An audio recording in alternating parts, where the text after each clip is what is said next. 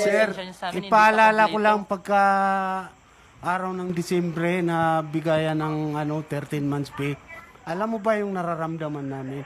Kailangan pa namin magmakaawa sa'yo sa 500 lang. Nagmamakaawa pa kami sa'yo. Yung Diba? ano yun? May konsensya ka pa ba, sir? Ngayon lang kita sinagot ng ganito. Ewan ko kung anong klaseng ka. 500 lang binibigay mo. Didinay mo pa ba yan? Lahat ng empleyado masaya. Bukod tangi kami. Ikaw nagpapakasarap ka sa trabaho. Nakikinabang ka kami. Anong pakinabang namin? Wala.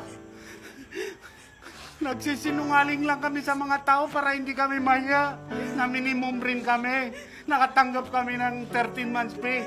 Dahil sarili namin, kinahihiya namin. Ikaw, anong ginagawa mo? Napakawalang puso mo. Grabe ka. Ngayon, ididinay mo pa na kami pa ang sinungali. Buti na sasabi mo yan. Maghugas dili ka, may Diyos tayo. Ngayon, nandito na kami sa tulpo. Hindi mo na kami pwedeng apihin. Nasa katotohanan kami. May kasangga na kami. Kaya tandaan mo, ibigay mo yung para sa amin. Lalo na ako, sir, 9 years. 9 years mo ako.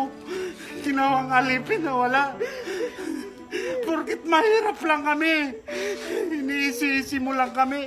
Dahil hindi kami na-expose sa education. Ganyan ang turing mo sa amin. Hindi ka dapat tawagin ng Pilipino. Wala kang puso. May mga pamilya kaming binubuhay. Ikaw asan ka pag kailangan ka namin. Na kahit kunti man lang masaya kami sa 13 months pay. Sa December na yun, magkasalo kami ng pamilya namin. O ano ang nangyayari? 500 lang? Ano ba ang mararating ng 500? Nagmamakaawa pa kami doon. Naharangan ka namin sa sakyan namin. Sir, maawa ka naman. Bigyan mo naman kami ng kahit kunti lang para sa pamilya namin. Makaranas lang man ng masaya. Anong ginagawa mo? Wala. 500 lang.